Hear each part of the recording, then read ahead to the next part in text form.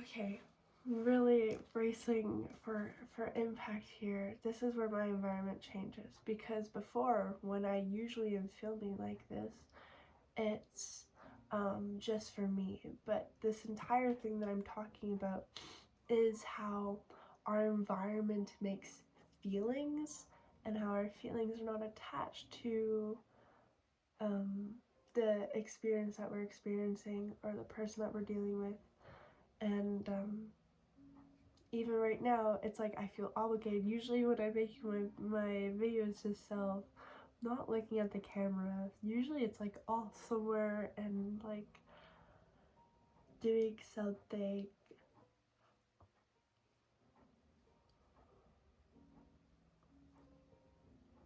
It feels good. I guess I'll give a brief backstory. No, I'm just gonna go jump into it. Okay, I'm just gonna talk about the present moment, because that seems to do it for me. And I genuinely wasn't struggling this much when it was just myself.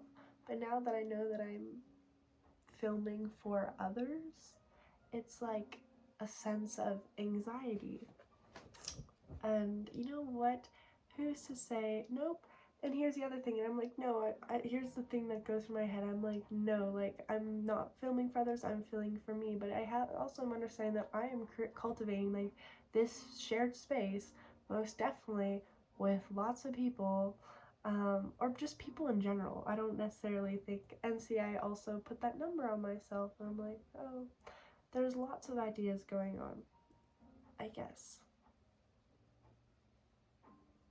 And I'm focusing on one idea and I'm gonna run with it.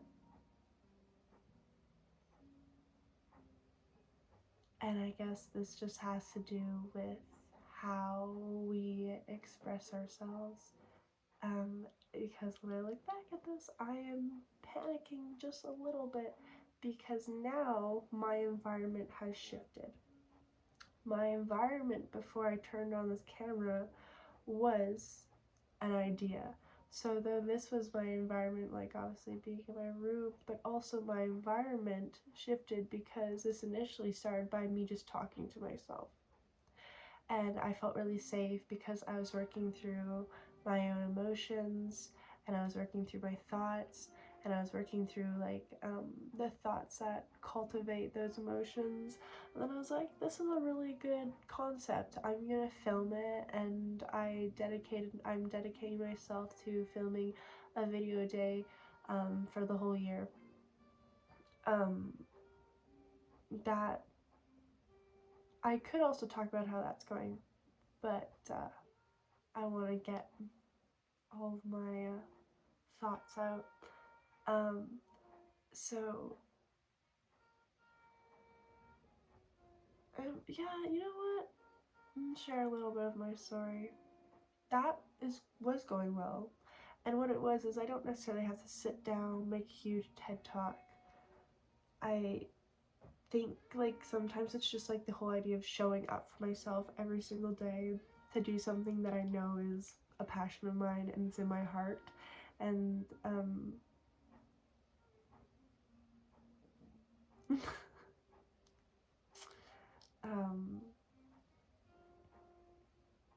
just being here with myself, giving myself the space to be that,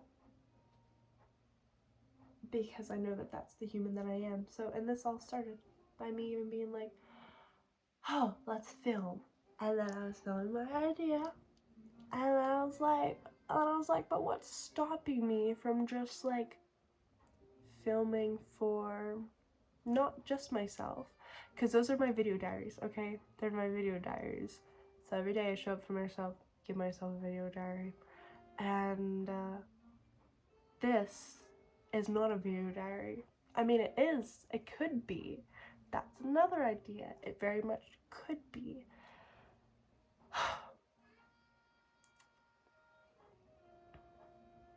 That this is, yeah. But instead I was like, no, I'm like, what's stopping me from, because like the whole idea, obviously the main goal of filming every day is eventually to be able to have the courage to film for you and to be here with you in full strength with you. That's the whole goal. It's filming every day so I can get to you. And I guess I have like my camera and I have a computer and I'm struggling to understand how it operates. And that slows me down. And frankly, where I am right now, my brain is like, yeah, I just want to create videos. Like, I just want to do that. But my technique on how to make videos are not yet par. They are struggling just a little bit. So I'm like, so I need to create more space to understand my computer. But I'm like, in the meantime, I know that I just want to get something out. So that was the whole thought, was let's just get something out. Like, what's stopping me from getting something out? All it is a shift in environment. I shift my environment. My way of thinking was my environment. So my way of thinking before uploading this video, my way of thinking, filming the video, it's different now than it was before, because before I was like, oh, I'm just doing this for myself. I don't have to worry about anything. But when I go to actually film for others, and you know what, first of all, I just want to say thank you for giving me the space for like talking about this, because I am actually struggling a little bit over here, and it's all a shift in perspective though. Like, I know I can do it, but thanks for giving me the space to like, it's a shift in perspective, because in this moment, and it takes a lot of courage, because I know that I'm uploading for people. It takes courage because it is a different kind of being seen. I know that I am being seen, I'm being watched, and I'm being heard, and that is, well, it's a big feeling for me to have to go through. But the initial anxiety of it, of all the people, love and light. I'm just trying my best over here, love and light. And I might very well cry, because it feels like I'm getting somewhere, I'm going somewhere, and then I'm like, oh, I get scared, and then I jam up again, and then I'm like going somewhere, okay, I got it, I'm going somewhere, I'm like, oh, okay, this is a little bit scary. What changed in my environment was that I'm uploading for others.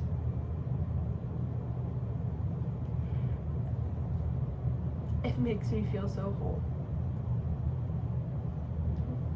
I know that I have a lot of really special ideas in my mind, and I really want to upload, I really want to share those ideas for others, because I think a lot of people could benefit from having them, and the ideas that I have can actually make, I'm hoping, can make someone else's life a lot easier.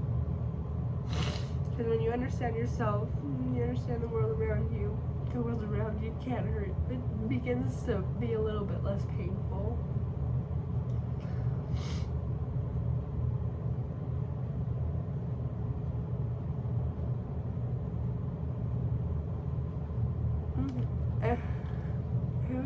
Who is this that I'm talking to?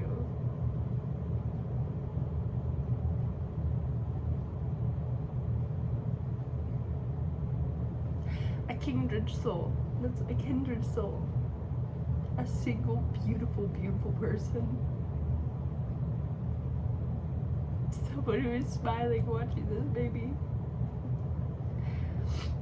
Thinking, oh my god, I love her. And then there's someone like me thinking, oh my god, I love you. Like, the fact that someone would even want to love me and want to show up for me in that way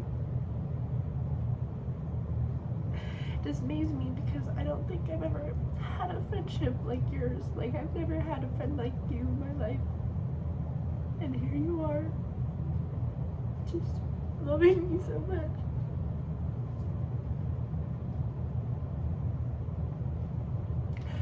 And I want you to know I can feel you through the screen. I can feel your beautiful, beautiful energy. And I know I'm talking to people, and I know I'm talking to you. See, that's the thing, is like right now in this moment, you have to understand right now in this moment. You don't have to understand anything really, like you don't have to understand me, but in this moment, like I am talking and I have 0 followers. I'm talking and I have nobody, but yet I can, it's almost like I can feel what's going to happen, and I feel that that's not good, it's not gonna last forever, and that there will be, even though I upload this video with 0 followers, this video will still be seen by thousands of others, people, all people. How?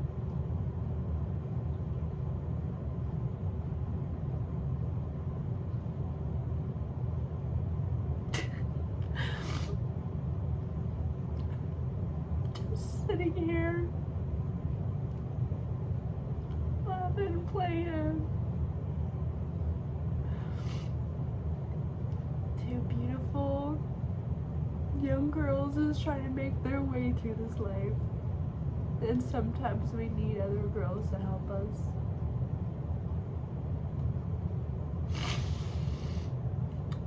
I want to share this moment with you because I don't think this is necessarily my moment. I think this is our moment. And when I had said that, the clock was at 11:11. Because I love you. And thank you for loving me. Oh my goodness, you're so fun. You're so supportive and so kind. Wow, you know, it's a really different feeling to have a sense of community. I've never felt it to this extent, that someone that you, so just being loved like that, I can love someone so remotely, and that they can love me so remotely, and that we could just love and think of all the love that we could spread with our devices, all the voices that can be heard. 2:22 on the clock. Well, it was like 1, 2, 2, 2. And then part of me is like, I want to wrap this up, but I'm like, I am so I'm so happy, I think, to be here. And of course, like, I'm gonna be a little bit flabbergasted the first time I turn on my camera and I actually sit here with myself. Do you guys see the spirit here? Do you guys see the spirit here? He's my lover.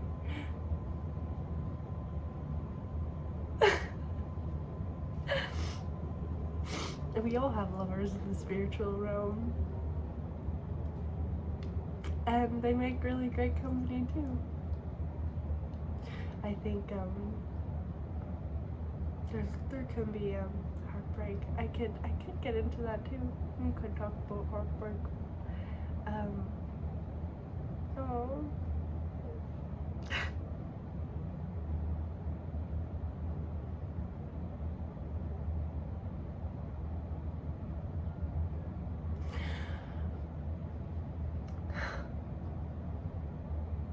That one's a killer, isn't it? I get it.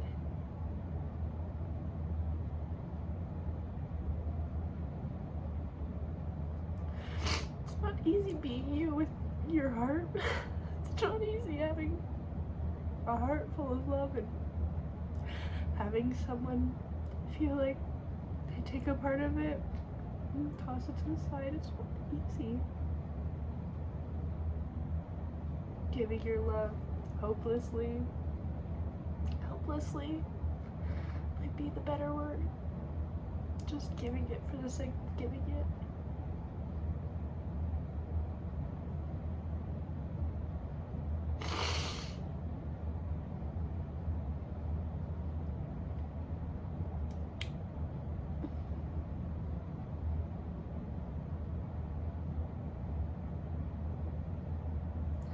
I'm gonna share my story of heartbreak think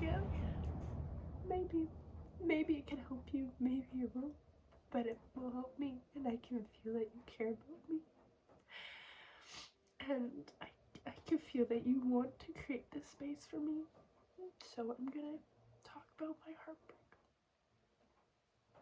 There's a man that I loved, and I was young, and I moved out of my dad's house, so I was dealing with a lot of stuff.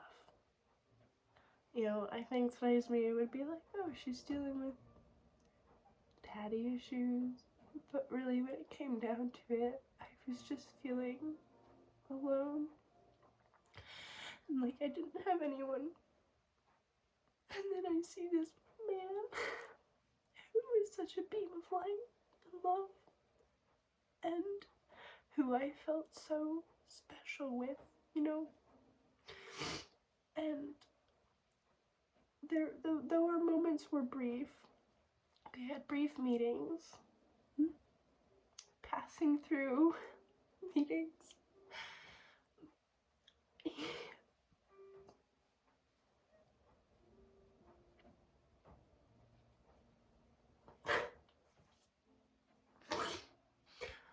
The way that he made me feel so special, you know, in those moments, made me feel so loved, and not necessarily loved, but seen, really seen. And I think that's what, you know, I have such a big heart, so I attach myself with love. I'm like, oh, love, love, love. I'll just give all the love to everyone. Give all of the love.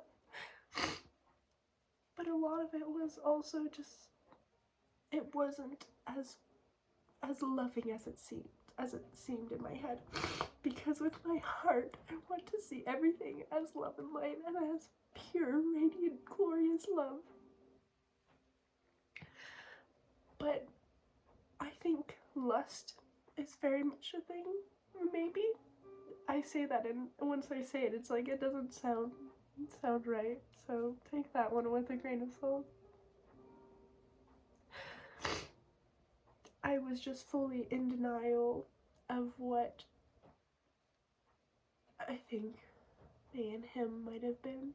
I wanted to think that it was love, love, love.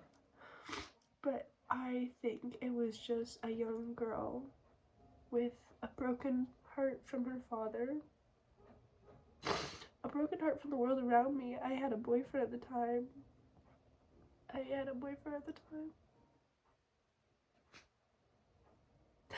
I was in love with another man when I had a boyfriend. If that doesn't show you how normal I am, then I don't know what does. How I'm human. And I make mistakes, and that wasn't even a mistake, because how can you even say sorry for those kind of things? It just happens. You can't start a booger face. You can't. I'm gonna be honest, I wrote my burgers on my blanket when I get like this, because I don't. Okay, this happens a lot, and you would think, oh, you know, like, she always has booger face, like, maybe she should put some tissues by her bed. No. Because I'm in denial, because I'm always like, oh, I won't cry, like, I won't do that. Which is another story of feelings of waves of numbness that I've been through. But I want to continue on this train, maybe, or maybe it'll just be like a video diary and we'll revisit it in another video. That could also barely be, because I've already started like 15 other ideas that will have to be restated in another video.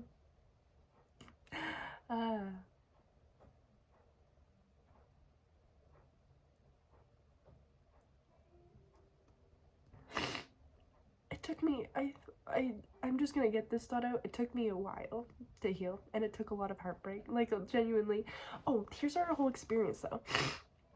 So the person that causes the pain are just so here are some vague feelings I felt over this heartbreak. Deception, was one, like, I felt broken because I was deceived, that things were one thing when they weren't another. And not that this person like, it wasn't just this person, like, it was him as well, like, that cultivated, that gave me the space to feel deceived. But it was also like the universe. I felt deceived by the universe, because here the universe I felt like gave me this beautiful being, and I envisioned so many lovely things together. And throughout the entire journey, I had the universe by my side. I had my spiritual team be like, yeah, like, he's the one, like, keep going. I'm like, yay, I'm so excited. And so then I trusted the universe. I trusted my spiritual team, and then it was also feeling deceived by them, because in the end it didn't work out. In the end, it just, and I think it was bitter. I think it was bitter for a long time, because I was gonna say I think it's bittersweet for a long time, but I think no, it most definitely was painful. I'm making this seem like it was so easy. Oh my god, I wanted to kill myself. I'm not even kidding when I say that. I just wanted to die.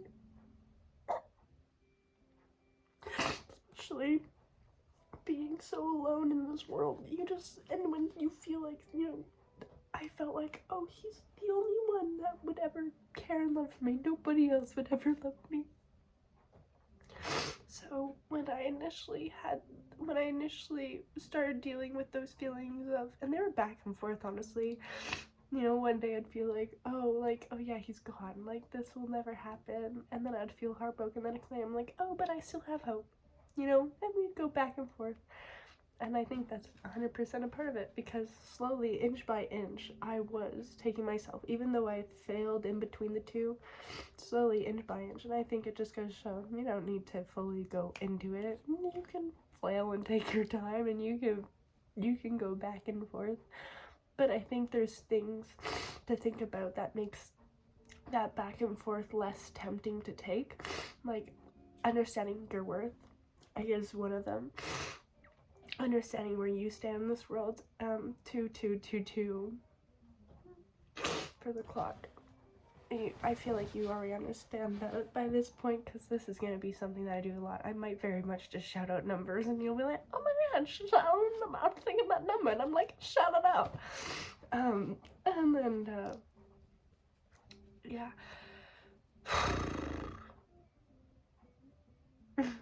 Healing takes time. I want to give, like, a code that I